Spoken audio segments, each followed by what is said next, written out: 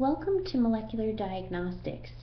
In this course, unlike many of the other MLS courses in the program, you really need to understand all of the concepts. So for example, in a typical laboratory science course, such as microbiology or hematology, those courses entail a lot of memorization.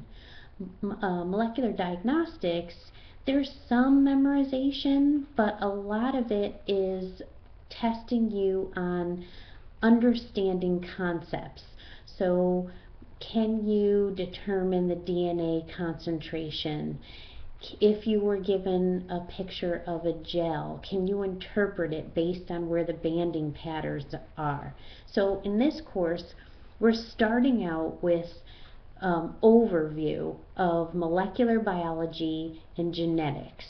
So it will just give you enough information where if you haven't had biology in a long time, or you've never had molecular biology or genetics, you'll get everything you need to know to understand molecular diagnostics in the first portion of this course. The course then moves into all the different molecular techniques, such as amplification, sequencing, things like that. After we discuss all of the relevant techniques and the theories behind them, the last portion of the course is application of molecular diagnostics in various areas. So we will spend 1 week discussing application in infectious disease, another in application in cancer diagnosis, another in forensics, etc. So that's how the course is laid out, and there is that progression to the course. So if there's something early on in the molecular biology, the genetic section, or in any of the techniques that we talk about that you don't understand, what happens is later in the course when we get to the applications, it could not make sense.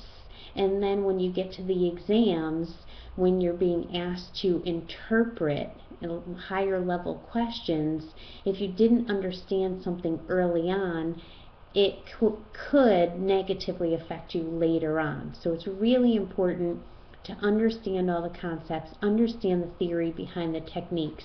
I know in the clinical lab, especially in some of the sections, such as the molecular sections of a lot of labs, everything is kit-based. But it's really important as laboratory scientists for you to understand what is that kit based on. If the kit is doing amplification, you should really understand what's the theory behind that. How is that kit really working?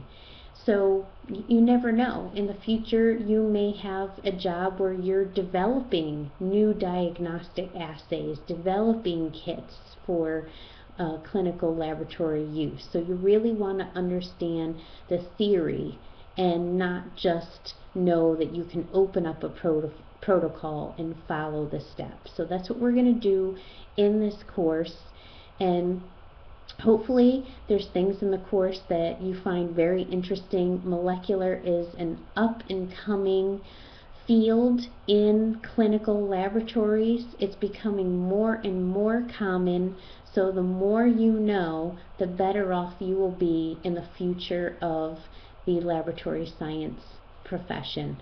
I'm glad to work with you this semester. Reach out in the discussion board with any questions, or you can always email me questions throughout the semester. Good luck.